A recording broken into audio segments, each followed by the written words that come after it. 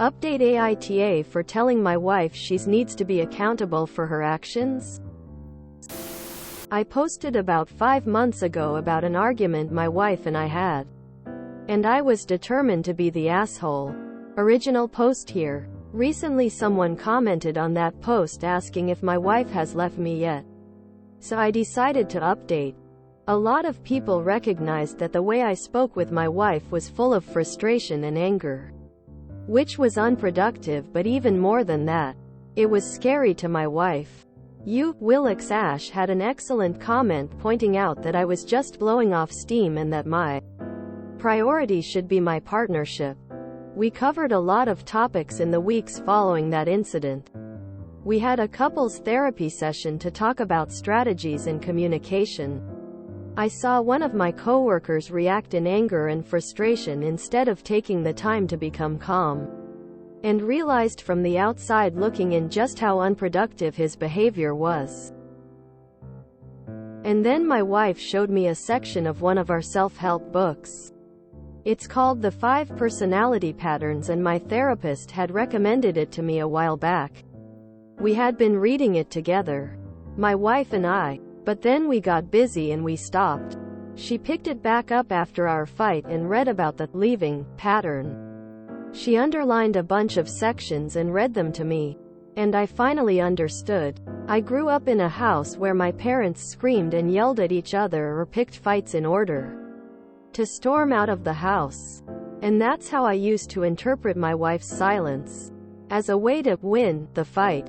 In reality, when she became silent, she was terrified. She wasn't stonewalling me, or trying to win the fight by manipulating me, or trying to avoid taking responsibility.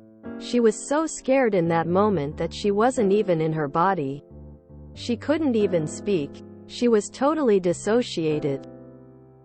She told me that even though she knows that how I was acting wasn't objectively scary, that her threshold for shutting down is really low.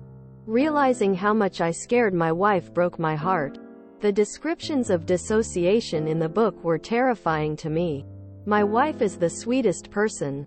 I love her so much, and I never want her to experience what she experienced that day ever again. It changed my perspective completely. Ever since my realization, our relationship is better than ever. We laugh and tease each other playfully. We have worked on projects together. We've talked about chores and money. We've even had a couple of fights and resolved them quickly and lovingly. Our communication is better because we trust each other. My wife told me that she has never felt safer or more loved now. I won't say I'm glad the fight happened, but what I realized because of it has been a turning point in our marriage for the better. I want to recognize Op for being the kind of person who can actively look at themselves, hear criticism, understand what they did wrong, apologize, and then change that behavior. Not every partner would be that committed to their spouse. Hell, not everyone would be that respectful to their spouse. It sounds like you two are finding new adventures and joys in life together. Your combined communication skills are to be applauded. Have a fantastic life. That is an awesome update. Hugs to both of you for having the courage and love to work things out. You'll both be stronger for it. Great update. So many people have difficulty seeing how their actions impact others because they are caught in their own perspective. It's great that you talk with your wife and listen to her. Communicating can solve so many problems. Info. Sure, that's all great. But what about the downspout issue? Did that ever get resolved? I grew up in a similar household as you, and luckily also had a partner patient enough to allow me to work through my communication issues. My brother, on the other hand, is also married to someone who grew up in the same type of house, and neither of them has broken the pattern. I forgot this and set a boundary one day on vacation that led to me leaving the area and doing something else, specifically to avoid escalating my annoyance into anger. He was splashing me from the pool while I was reading lol. He took that as me silently storming off because that is how we grew up. And got super upset. I had to sit him down later and be like, I'm not mad at you.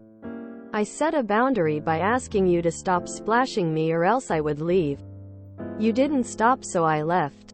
I dislike feeling angry, so if verbal communication isn't working, I remove myself from the situation because my emotional overreaction is no one else's problem to deal with. It was an aha moment for him because literally no one in our family is capable of stopping the anger train lol. Anyway, I'm just mentioning that story because I find that almost overly communicating to my partner helps avoid any misconceptions. Like, I am annoyed at what you said, but I'm not laying down in bed sulking. I just need space and time to process my own reaction to what you said. I'm not angry at you. It's not a perfect system by any means, but it helps me control and reduce the effect my anger has on others. Empathy and good communication makes everything easier. I'm so glad you are both doing better. They don't happen often enough.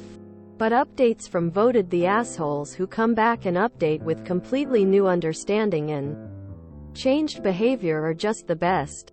It's honestly really like motivating and gives a lot of hope. As someone who has a dissociative disorder, this update is really awesome and really important. Others' frustration, anger aren't my triggers. I have issues when I see others upset, sad, crying. My response to anger is fight, not flight. But when you're in that dissociated state, it's so hard to put thoughts together as well.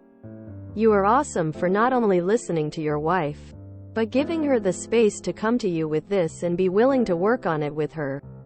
And especially for giving her time to explain her side. And for taking her seriously about the dissociation. That can honestly mean the world. So thank you.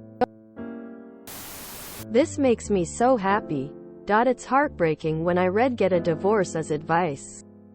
Marriage is like a house. At first everything is shiny and brand new, but over the years it's lived in, worn out, and needs maintenance. Eventually you'll need a new roof. So what do? Buy a new house or repair your roof? If you buy a new house, eventually you have the same issues with the new house because you never learn to repair your first house. Kudos for repairing your roof. Marriage. I can totally relate to the construction projects. We are almost finished with a $100,000 remodel of my backyard. I cannot tell you how many times I was asked something and totally gave the deer in the headlights look. They completely tore out my pool and moved it over several feet away from the pool house. When he asked me if I was happy with the pool placement, I didn't know what to say other than, you moved it over? Is that why you brought all of the dirt and filled it back up? I felt so stupid. I just said okay, cool, looks good to me. Fingers crossed my husband agrees because I have no idea what to look for. You should post this to our BORU. We need more wholesome posts. Good on you for listening and doing the work. This made me tear up. Congratulations for no longer being in awe. Seriously. When you're raised by people like that, it seems so normal, and it can be really hard to change. That you made the time and effort to reflect, get help, and do better is awesome. Thank you for your post-op. Perfection is impossible, but a willingness to improve and do better is always welcomed and admired.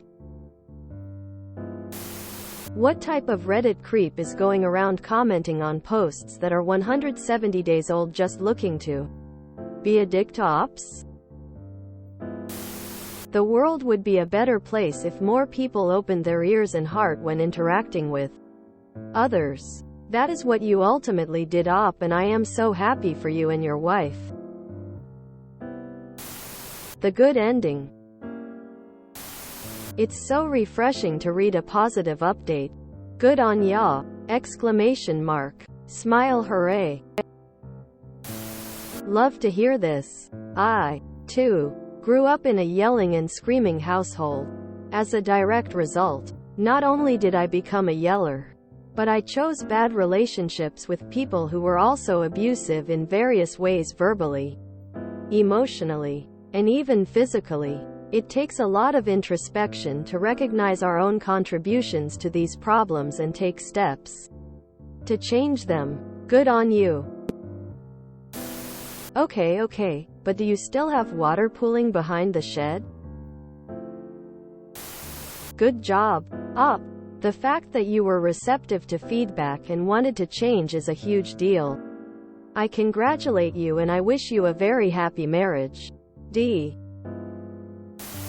I'm glad to hear you took a really good approach to this and that you guys are working on it. I think I'm going to buy the book you mentioned because that sounds dead on like me too. If you enjoyed this video, please check out our playlists full of similar content. AmITheAsshole is like doom scrolling for your ears. Please like, share, and subscribe.